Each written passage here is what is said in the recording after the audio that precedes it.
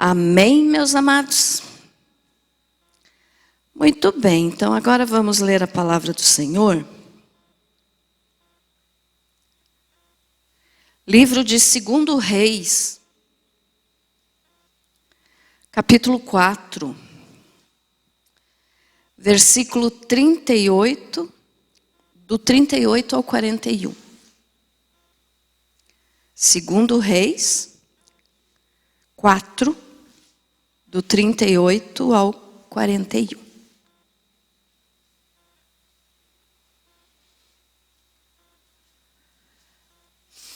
Glória a Deus.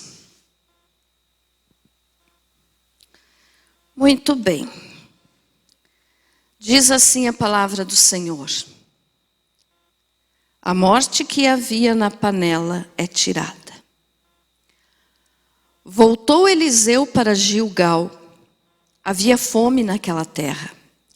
Estando os discípulos dos profetas assentados diante dele, disse ao seu moço: põe a panela grande ao lume e faze um cozinhado para os discípulos dos profetas. Então saiu um ao campo a apanhar ervas e achou uma trepadeira silvestre. E colhendo dela, encheu a sua capa de colossíntidas. Voltou e cortou-a em pedaços, pondo-os na panela, visto que não as conheciam. Depois deram de comer aos homens.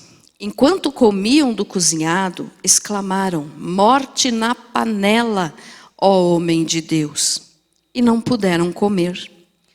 Porém ele disse: trazei farinha. Ele quem aqui? O profeta Eliseu. Porém ele disse: trazei farinha. Ele a deitou na panela e disse: tira de comer para o povo. E já não havia mal nenhum na panela. Amém? Querido Jesus, que esta palavra seja para a glória do teu santo nome. Pode se assentar, meus amados.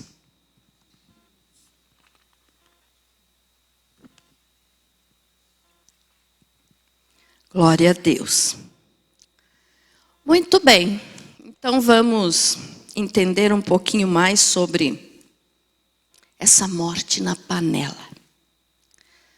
O que é essa morte na panela?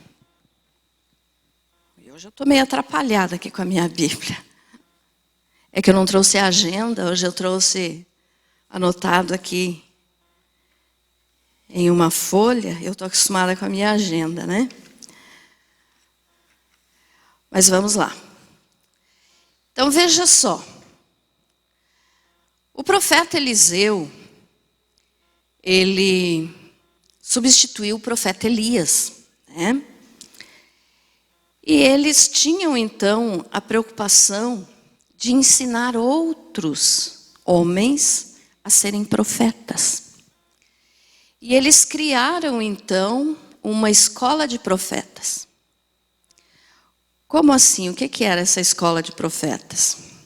É como hoje na nossa igreja nós temos o ITQ, né, que é o Instituto Teológico, que ensina a palavra, que prepara a pessoa para ser pastor. Era assim, era uma escola para ensinar a palavra de Deus para aqueles que estavam almejando se tornar, né, pregadores, profetas. E eles fizeram então essa escola, né? E Eliseu então foi, nesse texto que nós estamos lendo aqui, então, ele voltou para Gilgal, lá na escola dos profetas. E naquela terra, então, nesse lugar, Gilgal, como diz aqui, ó, havia fome naquela terra. Então tinha uma grande fome. E Eliseu chegou lá, então, os profetas, ou seja, os alunos, né, daquela escola, estavam todos ali, ó, e diz ali: estando os discípulos dos profetas assentados diante dele, disse ao seu moço. Então os alunos, como hoje a gente, né, tem os alunos, ficam ouvindo o professor. Então os alunos estavam lá para ouvir o profeta Eliseu. E eles estavam assentados. Aqui nós não sabemos se estavam ali assentados, a Bíblia não informou isso, mas ela informou que tinha uma grande fome. Então, provavelmente, esses profetas poderiam até estar sem força, por causa da fome. Não estou afirmando, mas é uma possibilidade. E aí, então, quando Eliseu chegou lá, ele diz ali, disse ao seu moço: põe a panela grande ao lume e faze um cozinhado para os discípulos dos profetas. Então ele deu ordem para um dos que estavam ali com eles, para que fosse fazer uma comida, porque aqueles discípulos, aqueles alunos estavam com fome. E ainda disse, a panela grande, então, para fazer uma comida para todos poderem se alimentar. Mas daí diz que esse moço, então, esse que foi fazer a comida, que provavelmente aqui diz um cozinhado, podia bem ser uma sopa, porque não tinha muita coisa, não tinha muita comida. Então poderia ser assim que eles tivessem um cozinhado, sei lá, um tipo de sopa, uma comida assim que matasse a fome, mas não era toda aquela refeição, né? E o rapaz então foi para o campo procurar ervas para pôr nessa sopa. Vamos dizer que ele foi procurar alguma coisa para engrossar a sopa, para engrossar o caldo, né? E diz ali que ele encontrou então uma trepadeira silvestre. Colheu, os frutos dela. E colheu bastante, porque diz ali que ele encheu a sua capa de colossíntidas. Nominho difícil de falar, né? Colossíntidas. Voltou, cortou essas frutas e colocou na panela.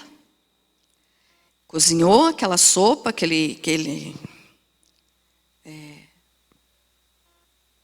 faltou a palavra agora, aquele cozinhado, né? Cozinhou tudo aquilo ali. Mas um detalhe aqui, no versículo 39 diz: pondo-os na panela, visto que não as conheciam.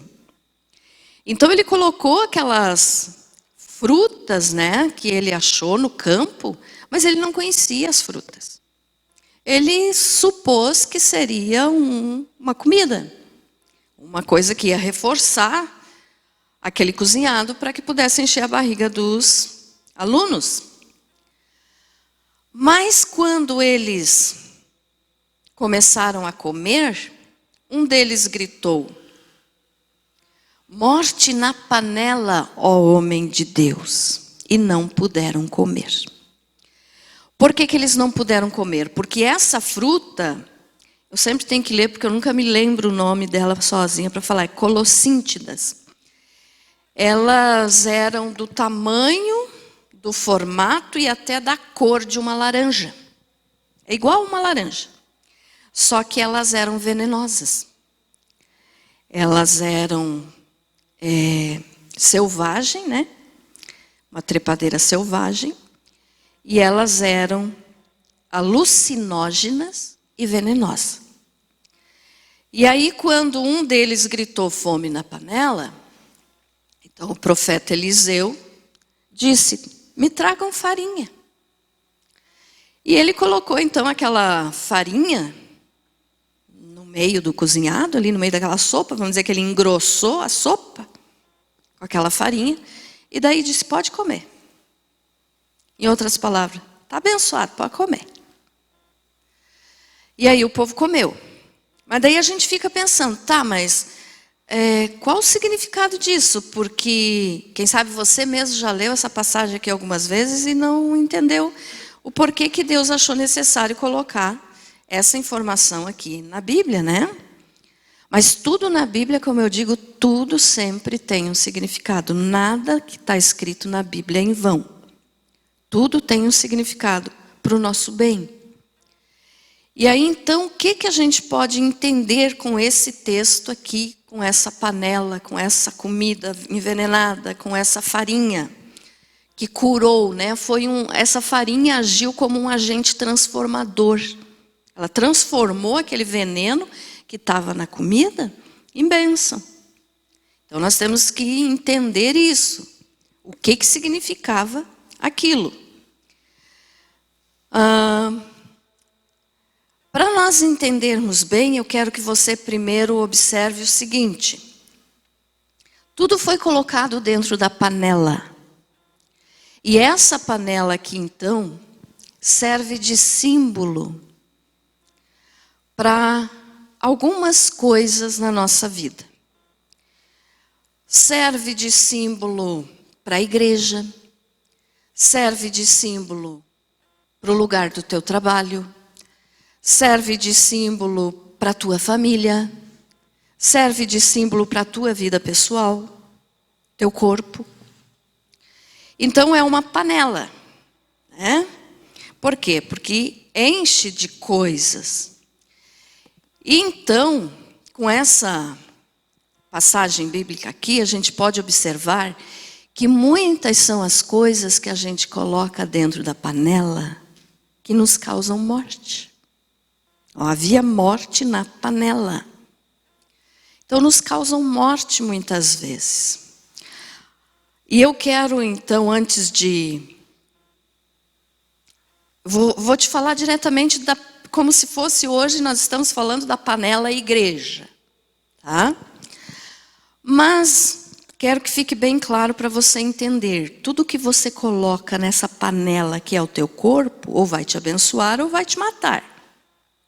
Então nós temos que ter cuidado do que a gente coloca dentro, para não ser nada como a fruta aqui envenenado, que nos cause mal. Então cuide do teu corpo, cuide da tua vida, porque é uma panela que recebe vários tipos de comida. E essa comida tem que ser boa, se não for boa vai te fazer mal. Entendido isso, meus amados? Amém? Mas eu quero falar um pouquinho assim sobre a panela igreja, tá? Então vamos imaginar assim, não só a nossa, que eu digo de todas as igrejas. A igreja pode ser representada por essa panela, porque tudo que é falado, porque tudo que é ensinado dentro da igreja, pode causar vida ou pode causar morte. Então veja só, duas coisas importantes que eu anotei aqui a respeito dessas panelas. Você com certeza já ouviu essa expressão, e aqui você pode levar isso também lá para o teu trabalho. Tá? Eu estou falando da igreja, mas é nas áreas da nossa vida, em várias áreas da nossa vida. Então quantas vezes você já ouviu assim, as panelinhas? Vocês conhecem assim as panelinhas, que são aqueles grupinhos que estão ali sempre juntos e não se separam, mas que também de repente não aceitam alguém que chega de fora. É aquele grupinho, é aquela panelinha. Pastora, mas isso pode acontecer dentro da igreja? Claro que pode, não só pode, como acontece. Não deve. Mas acontece. Só que nós não podemos aceitar essas panelinhas. Porque olha só, dentro dessas panelinhas aí, desses grupinhos, existe muita comida envenenada. Assim como essa fruta aqui que o rapaz colocou na panela. Existe muita coisa que vai causar a morte de outros. Então nós não podemos aceitar isso. Por quê? Porque a igreja é o corpo de Cristo. Dentro do corpo de Cristo não pode haver fofoca. Dentro do corpo de Cristo não pode haver briga, confusão, separação. Então esse tipo de coisa, essas panelinhas dentro da igreja não funciona. Tá, irmãos? Amém? Então por que eu falo isso? Porque eu não estou dizendo que aqui na nossa tenha, eu acredito que não tem, espero que não tenha. Mas existe, pode existir dentro de qualquer igreja. Então o que nós temos que fazer? Amar a todos, tratar a todos de igual forma, sem acepção de pessoas.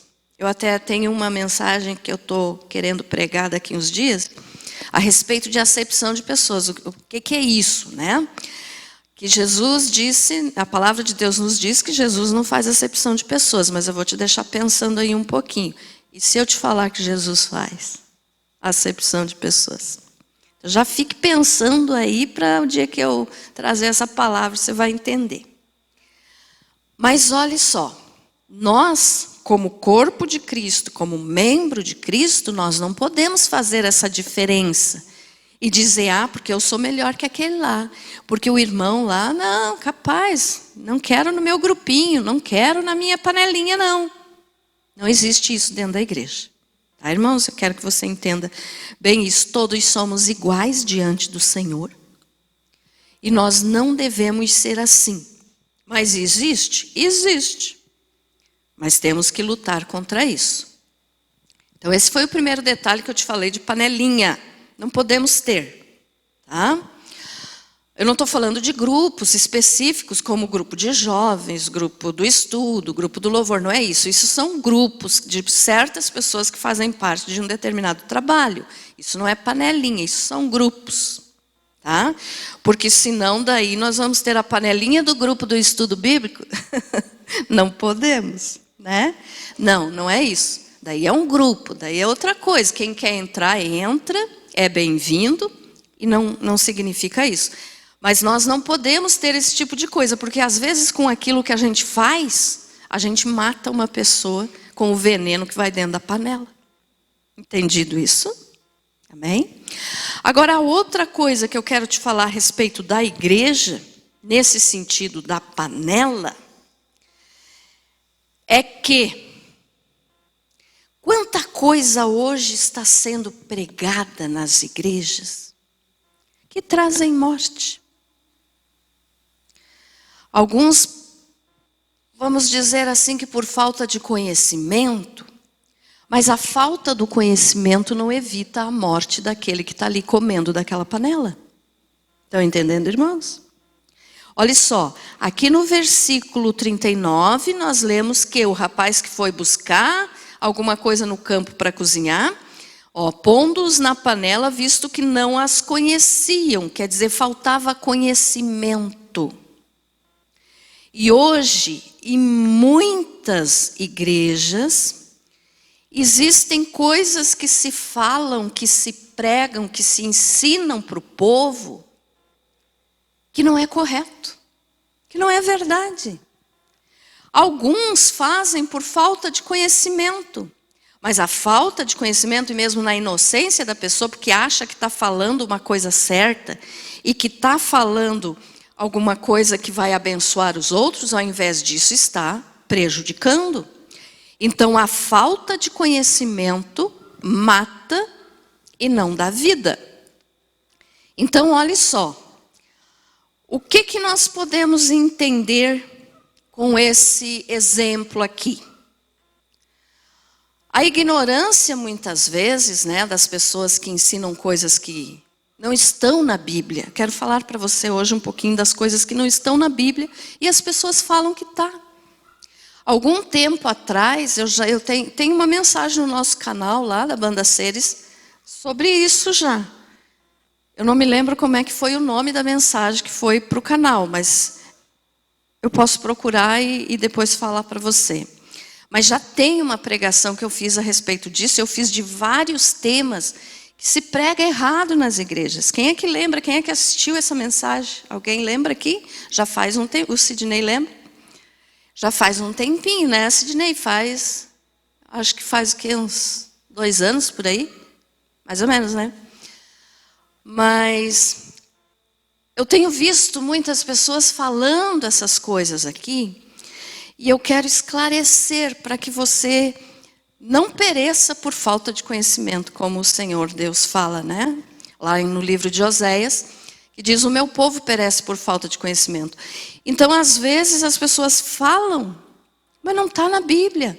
Os pregadores falam, mas não está na Bíblia. Então, o que é que significa isso? É morte na panela. É o veneno dentro. Estão imaginando a igreja como uma panela? Aí tudo que se fala é a comida. E essa comida vai cair no estômago de alguém. Ou vai sustentar ou vai matar. Então, o que significa isso? Que a ignorância, às vezes a inocência de quem fala, porque pode estar falando achando assim que está fazendo um bem enorme, não quer prejudicar os outros. Mas está errado, então não vai trazer bênção.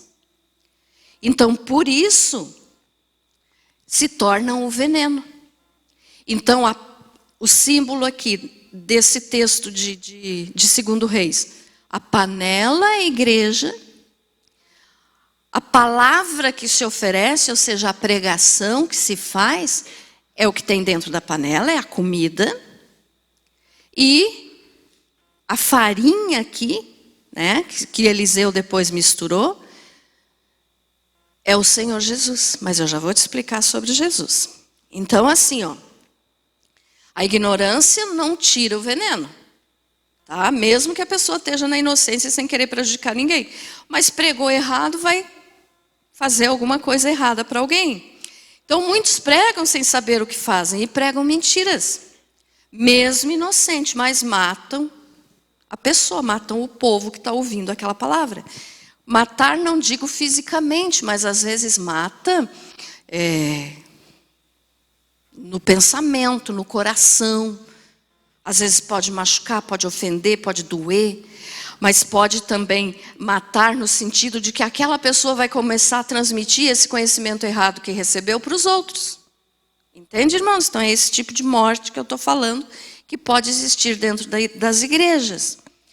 Então assim, ó, a morte na panela, ela não está lá fora. Ela está dentro da panela ou dentro da igreja. Tá?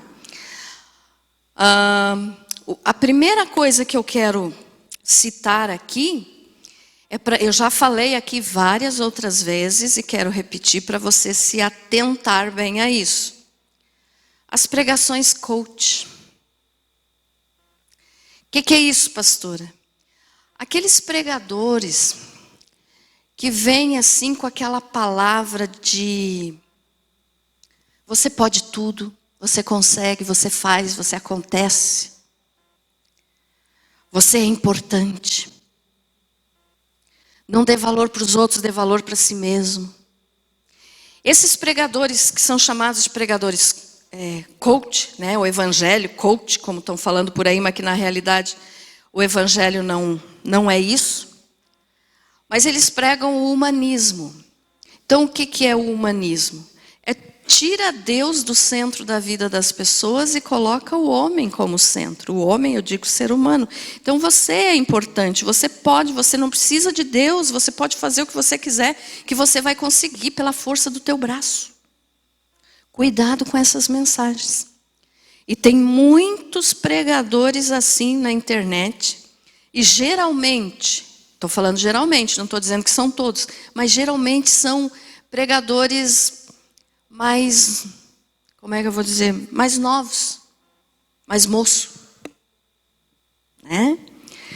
Porque tudo é novidade, tudo pode. Cuidado, isso é uma comida envenenada que está dentro da panela da igreja, tá, meus amados?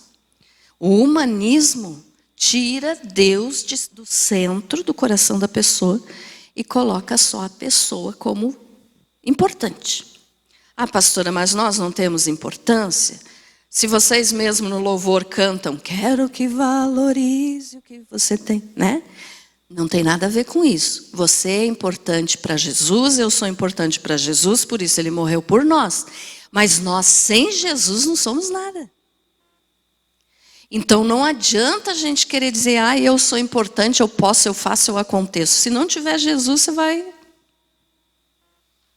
ser um derrotado na vida, pode até ter dinheiro de repente, mas dinheiro não é sucesso. E aí, depois acaba indo para o inferno. O que adianta daí? Ficou entendido sobre esse humanismo? Amém? Então cuidado com esses que você ouve. Mas também, né, quando os pregadores pregam, falam o que não está na Bíblia. Aí eu tenho algumas frases aqui para te falar, que você já vai entender onde que eu quero chegar. Porque daí assim, ó, o pastor fulano de tal falou isso, eu também posso falar. Vocês vão lembrar da pregação que já está lá no canal, porque algumas dessas que eu vou falar aqui, eu falei lá também. Então a primeira delas, não está na Bíblia, mas as pessoas falam e dizem assim, porque está escrito lá na Bíblia. Não está. Preste atenção. O cair é do homem, e o levantar é de... Isso não está escrito na Bíblia, irmãos. Mas quem fala isso, olha só, a frase em si é verdadeira, você não está pecando se você usar essa frase. O cair realmente é do homem e o levantar é de Deus, é verdade. Mas não é versículo bíblico. Tá? Então você não está pecando se você falar essa frase. Você pode falar essa frase, mas não diga que está escrito na Bíblia, porque não está. Diga como uma frase, um provérbio, né? Essas frases assim de sabedoria das pessoas que de vez em quando aparece assim, fulano de tal falou isso. Aí tudo bem, fulano falou, mas não foi a Bíblia que falou. Então olha só, o cair é do homem e o levantar é de Deus. Verdade, mas não é versículo bíblico. Daí, se alguém ouvir você falando isso, e esse alguém tiver um conhecimento bíblico, vai rir da tua cara. Vai olhar e vai dizer, coitado, tem que estudar mais um pouquinho a Bíblia. Estão vendo como a gente às vezes está comendo comida envenenada e não sabe? Então, o que está escrito na Bíblia que as pessoas formaram essa frase? Coloca aí, Cauã, Provérbios 24:16. As pessoas mudam o que está escrito na Bíblia. 24:16. Porque 7 vezes cai o justo e se levanta, mas os ímpios são derribados pela calamidade. É esse versículo aqui que fala sobre cair e se levantar. Mas olha a diferença. Cadê? O cair é do homem e o levantar é de Deus. É igual, gente? Não, né? Por esse versículo aqui fizeram essa frase. Essa frase não é mentira, é verdade. Mas não cite como versículo bíblico, porque daí você vai estar comendo uma comida venenosa. Não está na Bíblia, então eu não posso dizer que está. O que está na Bíblia é, porque 7 vezes cai o justo e se levanta, mas os ímpios são derribados pela calamidade. E quando fala aqui de 7 vezes cai o justo, não significa que o filho de Deus, a filha de Deus pode cair só até 7 vezes e se levantar. Não, é que o número 7... Desculpe, eu acho que veio um mosquitinho aqui. De vez em quando acontece isso quando eu estou pregando. Às vezes vem um bichinho bem pequenininho. Olha só, por quê? Porque o número 7 é o número de totalidade, é o número da perfeição. Então, quando fala ali de número 7, é como se estivesse dizendo, porque o justo pode cair muitas e muitas vezes, mas todas as vezes ele vai se levantar. É isso que significa o 7 ali. Mas em nenhum momento está dizendo o cair é do homem e o levantar é de Deus. Porque 7 vezes cai o justo e se levanta. Quer dizer, aquele que serve a Deus pode até cair, mas vai se levantar. Não vai ficar caído, não vai ficar no pecado, não vai ficar prostrado. Amém? Entendido isso? Você já tinha ouvido essa frase, com certeza, né? E você achava que estava na Bíblia? Não ouvi. Pois é. Não, você pode até usar, mas não diga que está na Bíblia. E tem gente que diz, não, porque está escrito na Bíblia que o cair é do homem e o levantar é de Deus. Não é, não está. A outra, o dinheiro é a raiz de todos os males. Isso está escrito na Bíblia?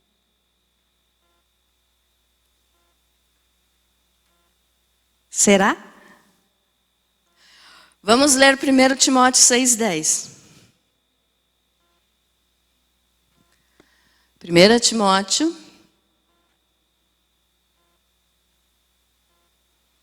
Timóteo fugiu, Cauã. Corra atrás do Timóteo. Ali.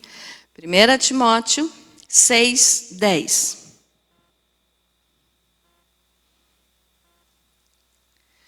Porque o amor ao dinheiro. Olha a diferença.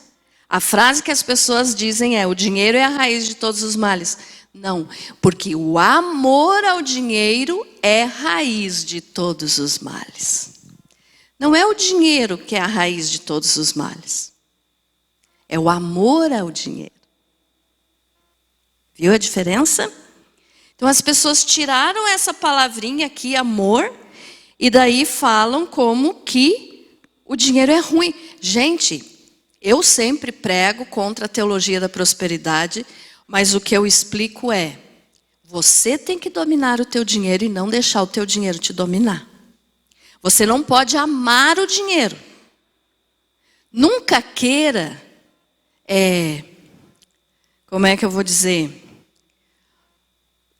Não destrua a tua vida para conseguir dinheiro, porque o dinheiro não salva.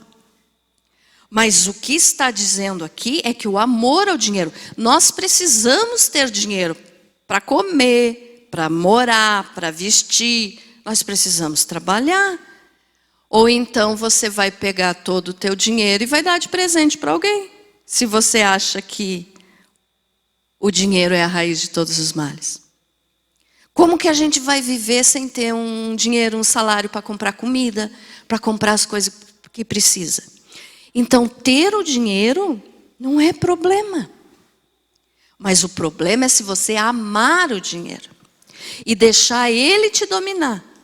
Você tem que dominar ele. Você tem que mandar no teu dinheiro e não deixar o teu dinheiro mandar em você. Seja muito, ou seja pouco, ou seja o suficiente para você viver, mas é você que tem que mandar nele, não ele mandar em você. Amém? Entendido isso? Então, observem bem, olha só. O dinheiro é a raiz de todos os males. Não está escrito isso na Bíblia. O que está escrito é: porque o amor ao dinheiro é raiz de todos os males. Aquele que ama o dinheiro, tira Deus do coração. Porque daí faz do dinheiro o seu Deus. Então isso aqui não está na Bíblia. Mas muitas pessoas, muitos pregadores, e você vê isso até várias na internet, pregando e dizendo: porque o dinheiro é a raiz de todos os males. Não. Está dando comida estragada para o povo, está dando veneno para o povo que está ouvindo. Não é o dinheiro que é a raiz de todos os males, é o amor que você tem por ele. Bem entendido isso? Porque se uma pessoa puder viver sem dinheiro hoje em dia, me mostre essa pessoa. Porque a gente precisa de dinheiro para tudo, não é verdade? E para isso a gente tem que trabalhar para viver. Se não quer dinheiro, não trabalha, mas também morre de fome. Então entenda isso, é o amor ao dinheiro. Outra frase, que falam que está na Bíblia, mas que não está na Bíblia. Esforça-te que eu te ajudarei. Já ouviu também essa frase? Já? Será que está escrito isso bem assim, do jeito que nós falamos agora? Esforça-te que eu te ajudarei. 1 Crônicas 28:10.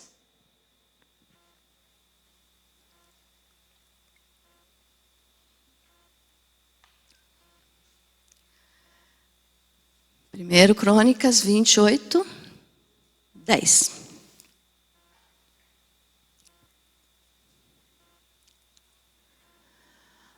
Agora toma cuidado, porque o Senhor te escolheu para edificares uma casa para o santuário. Esforça-te e faze a obra. Estão vendo a diferença? Esforça-te porque eu te ajudarei. Deus não falou isso. Ah, pastora, mas Deus não ajuda quem se esforça? Ajuda, irmãos. Mas não diga que é versículo bíblico, porque na Bíblia está escrito isso aqui, ó. Esforça-te e faze a obra. Então o Senhor está dizendo, eu te escolhi para fazer determinada coisa. Então faça, se esforce para fazer. Mas é você que tem que fazer. É você, não é Deus que vai fazer por você. Entendido isso? Amém? Outra comida estragada que dão para o povo quando sobem em cima do altar e dizem, esforça-te que eu te ajudarei. Ou se esforça que Deus vai te ajudar. Não é mentira, Deus vai te ajudar. Mas não diga que está escrito na Bíblia. Estão entendendo, irmãos, o significado dessa palavra de hoje? Tudo que você ouvir, eu sempre falo isso, eu já falei aqui, eu falo lá nas aulas do ITQ. Se você ouvir alguma coisa, uma pregação, vai verificar na Bíblia. Não sai acreditando assim, de mão beijada. Vai ver se está escrito aquilo ali na Bíblia daquela forma que a pessoa falou. Vai olhar, vai ler, vai procurar. Porque tanta coisa hoje se fala que não é verdade. E a verdade é a Bíblia, é a palavra de Deus. Olha só, a Bíblia não contém a palavra de Deus, a Bíblia é a palavra de Deus. Até nisso, também é comida estragada que se dá dentro da igreja, porque muitos pregadores dizem, a Bíblia contém a palavra de Deus. Mentira, não é verdade. A Bíblia é a palavra de Deus, ela não contém, ela é. Amém? Amém?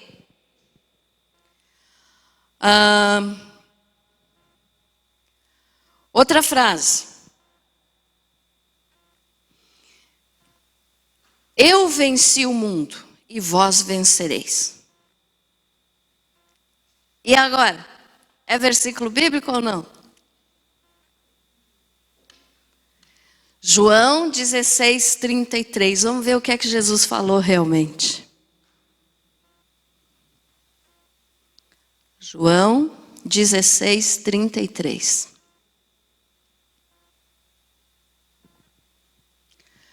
Tenho-vos dito estas coisas para que em mim tenhais paz. No mundo tereis tribulações, mas tende bom ânimo. O quê? Eu venci o mundo, ponto.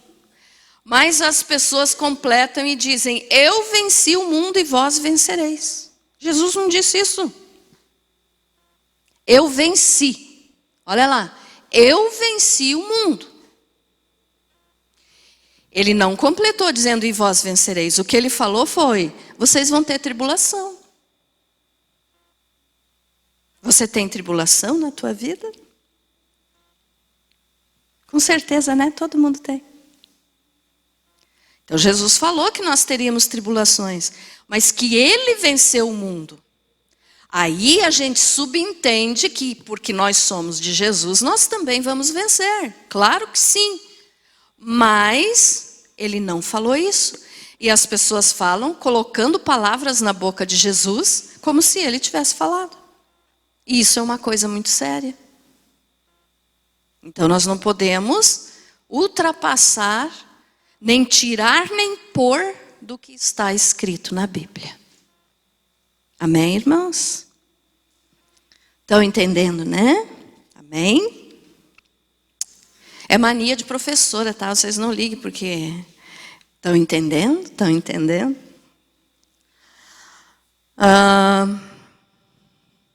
Diga-me com quem tu andas e eu te direi quem tu és. Porque está escrito na Bíblia, diga-me com quem tu andas que eu te direi quem tu és. Será? Será que está escrito isso na Bíblia? Provérbios 16, 29.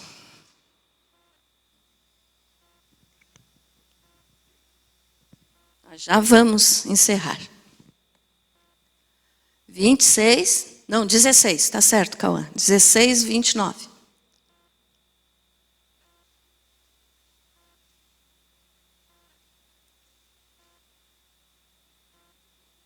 Fugiu.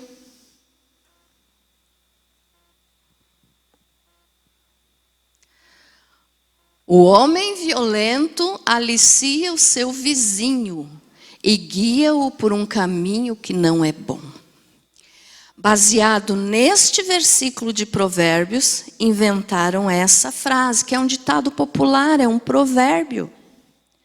Diga-me com quem tu andas e eu te direi quem tu és. Também não é uma frase mentirosa. A gente sabe que é uma verdade. Você olha para a pessoa, você vê a companhia daquela pessoa, você sabe, coitado, essa companhia aí vai levar para o mau caminho. É uma frase verdadeira. Mas não diga que é versículo bíblico, porque não é. Quem que está rindo, Jô? Tu já falou isso? Várias vezes. Então mude agora. Hã?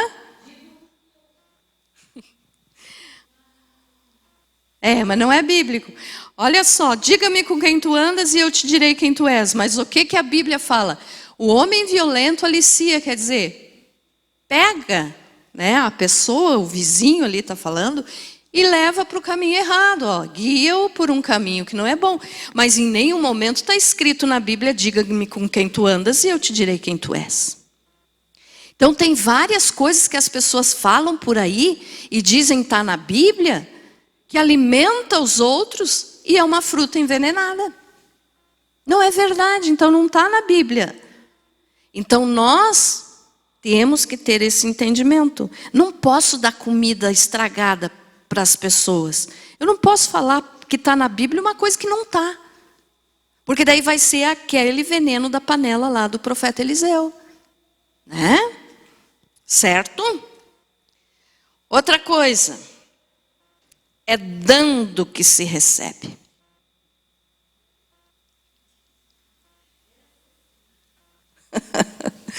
Vocês estão se enxergando nas frases aí, né? A gente fala, né?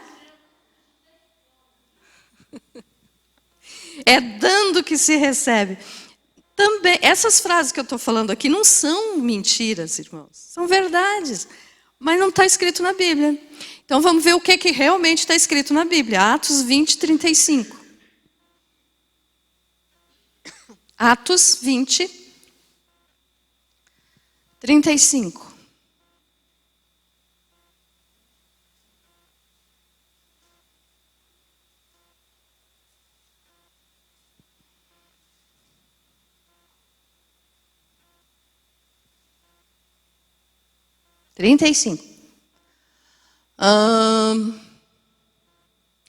Em tudo vos dei o exemplo de que assim trabalhando é necessário socorrer os enfermos, recordando as palavras do Senhor Jesus, porquanto ele mesmo disse, olha aqui agora, olha a diferença de é dando que se recebe, mas o que está escrito?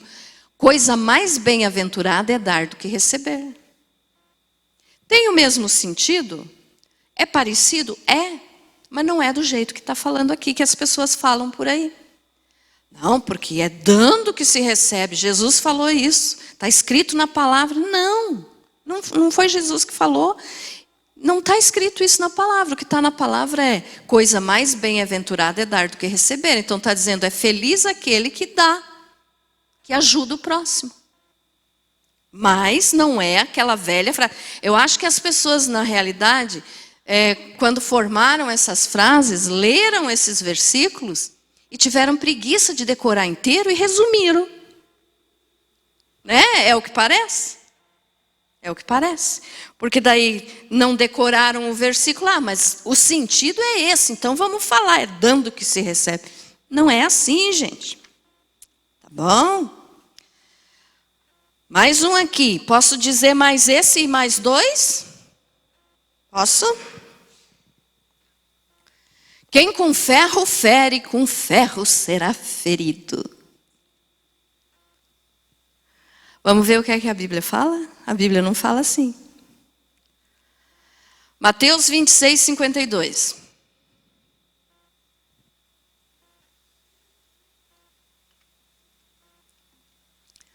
Mateus 26, 52. Então Jesus lhe disse: mete a tua espada no seu lugar, porque todos os que lançarem mão da espada, a espada morrerão.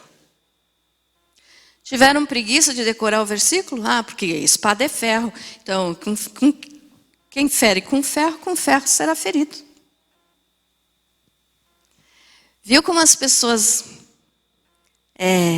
modificam a palavra? E essa modificação aí é o veneno na panela, que vai causar morte para quem comer. Porque vai acreditar numa coisa que não está na Bíblia. Pastora, mas se a frase é verdadeira, não tem sentido. Não tem perigo. Tem perigo, porque lá no Apocalipse está escrito: ai daquele que tirar ou pôr, né? Um tio sequer de uma palavra da Bíblia. E aqui as pessoas mudam a frase inteira. Então, cuidado, não fale mais essas coisas. Ou se você falar, fale, pode falar, mas diga, não é versículo. É uma frase, é um provérbio, é um ditado popular. Tá? Agora, esse aqui, eu acho que de todos que eu falei aqui, é o mais falado de todos. Não cai uma folha da árvore sem que Deus permita, ou sem que Deus não queira. Vocês já ouviram essa frase, né? Quem já falou isso também?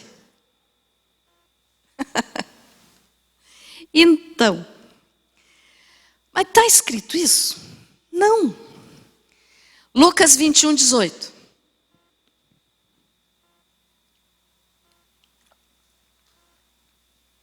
Lucas 21, 18. Olhe bem a diferença, irmãos. Mas não se perderá um único cabelo da vossa cabeça. Está falando de folha de árvore? Não, né? Está falando de cabelo.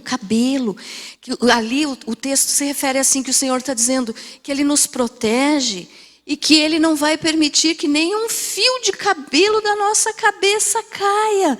Olha só, mas não se perderá um único cabelo da vossa cabeça. Perderá quer dizer, não que você não vai derrubar cabelo, isso é natural. Mas Deus está dizendo assim, eu vou te cuidar, a ponto de que nem os teus cabelos vão ser feridos, vão ser machucados, vão cair. Cair no sentido de ser derrotado. Tá? Então, olha só, daí as pessoas usam essa frase aqui como quem diz, não, porque Deus está no controle de tudo, nenhuma folha de árvore cai se Deus não permitir. É verdade, mas espera lá. Não está escrito na Bíblia, ali está falando de cabelo e eles transformaram para folha. Certo, quem inventou essa frase aqui tinha uma árvore na cabeça.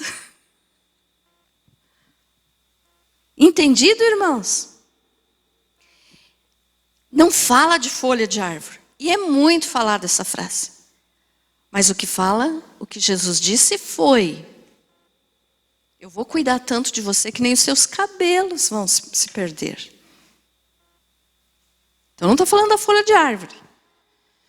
Mas que Deus está no controle de tudo, Ele está, é claro. Mas não está escrito isso na Bíblia. A última agora. Essa aqui não é uma frase, mas é um conhecimento popular. É uma coisa que as pessoas falam e acreditam, mas não é verdade. Eles dizem o seguinte, que Maria Madalena era prostituta. Eu já preguei aqui sobre isso, lembram? Amém? Maria Madalena, irmãos, ela não era a Maria, a prostituta que a Bíblia fala. Não era ela. A Maria Madalena, ela foi liberta de 7 demônios por Jesus. Ela se converteu a Jesus e Jesus a libertou de 7 demônios. E ela ficou tão grata que ela seguia Jesus, aonde Jesus ia, ela ia. E pelo fato de que, eu não estou dizendo que sempre, né? Claro, estou dizendo que ela seguia Jesus, quer dizer, ela obedecia a Jesus e ela andava junto com Jesus e os discípulos e as outras mulheres. Então, o que significa isso é que ela foi liberta de 7 demônios. Mas a Bíblia em nenhum momento fala que ela era aquela prostituta que fala no outro texto. Não era ela. Ela não era prostituta. Outra coisa também que as pessoas falam, que também não é uma frase, mas é um conhecimento, muito por causa daquele filme e do livro Código da Vinci, dizem que a Maria Madalena é uma blasfêmia isso, né? Uma blasfêmia, que Jesus tinha um caso com Maria Madalena. Pelo amor de Deus. Eu não sei se alguém aqui já leu o livro ou assistiu o filme, mas é um absurdo. Jesus não veio no mundo para isso. E daí dizem o quê? Que tem ainda no mundo descendentes de Jesus com Maria Madalena. É um absurdo, é uma blasfêmia, é um pecado muito grande, porque Jesus não fez isso. Jesus não veio ao mundo com essa intenção. Ele veio para morrer por nós e ele nunca pecou. E para começar, essa informação que eu vou te dar agora também não está escrita na Bíblia, mas a história da igreja nos conta. A idade de Maria Madalena. Quando Maria Madalena seguia Jesus, que ele a libertou de 7 demônios, ela tinha 64 anos. Então essas pessoas que dizem que Jesus tinha um caso com Maria Madalena, além de ser uma blasfêmia e um absurdo, olhem a idade da mulher. Estão vendo como as pessoas falam as coisas sem saber? Então, olha só. Não existiu isso. Vamos ler Lucas 8, do 1 ao 2, e daí vamos já encerrar a mensagem. Mas você entendeu, né, o sentido da mensagem? Que tudo que se prega errado é veneno dentro da panela. Qual era o versículo ali mesmo? Lucas 8, 1 e 2. Logo depois disso, andava Jesus de cidade em cidade, de aldeia em aldeia, pregando e anunciando o evangelho do reino de Deus. E iam com ele os 12, bem como algumas mulheres que haviam sido curadas de espíritos malignos e de enfermidades. Maria, chamada Madalena, da qual tinham saído 7 demônios.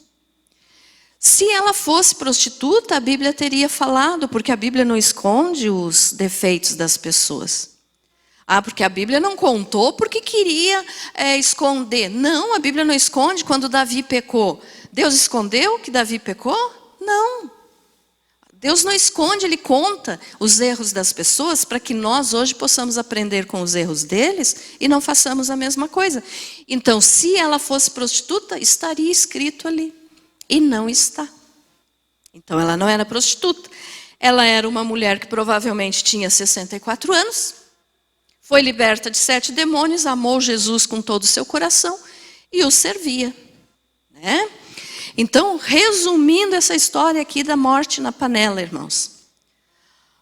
Daí você pode perguntar, tá, pastora, mas então você falou da panela, você falou do veneno, você falou das coisas erradas, e o que era a farinha? Porque daí Eliseu, né, quando um dos discípulos lá, ou os discípulos, os alunos falaram, morte na panela, o homem de Deus, e não puderam comer. Sabe quem são esses que falam morte na panela? São aqueles que avisam, isso está errado. Não pode ser assim, porque se continuar assim, vão morrer. Então, daí, Eliseu disse, trazei farinha. O que era essa farinha? A farinha, ela não tinha nenhum poder de cura, ela não tinha nenhum poder medicinal, ela não era milagrosa, tinha nada disso. O que ela pode ter feito é tirado um pouco daquele amargor que eu não lembro o nome, colossíntidas, né? Mas ela não tinha nenhuma fórmula mágica. Ele misturou ali como um agente transformador, quer dizer, eu vou pôr e no nome do Senhor vai ficar curada essa comida. Mas daí assim, ó, então, essa farinha provavelmente era uma farinha de trigo ou de cevada, porque eram as farinhas usadas na época. Aí a gente pode representar, simbolizar essa farinha aqui como a palavra de Deus que é pregada corretamente e o próprio Jesus. Porque Jesus é o pão da vida, vocês concordam comigo? Amém. Qual é o produto final da farinha? É o pão, né? Então aqui o que Eliseu fez foi colocar a verdade no meio de tudo aquilo que estava errado, que estava matando, e é o que nós temos que fazer hoje. Então assim, ó, leia, estude, não acredite em tudo que te falam. Vá verificar também o que eu estou te falando, né?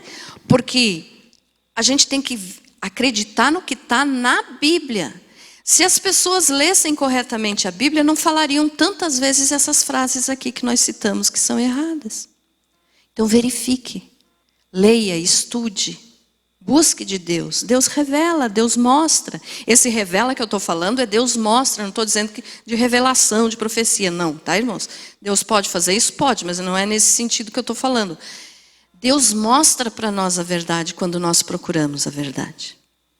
Então, grave bem essas frases e ó, tem muitas outras. Se você assistir essa outra mensagem que eu falei, parecido com essa de hoje, você vai ver que naquela outra eu falei muito mais frases do que falam de errado. Então, assim, ó, cuide do que você ouve, do que você fala, do que você come. Amém? Porque aquilo que você comer ou te mata ou te dá vida. Por isso que a gente vê tanta igreja sofrendo hoje em dia, acreditando em mentiras, porque não verificam a palavra do Senhor. Então não é o pastor tal que falou que eu vou acreditar. Não, eu vou acreditar na Bíblia, na palavra de Deus. Amém? Você foi abençoado com essa palavra?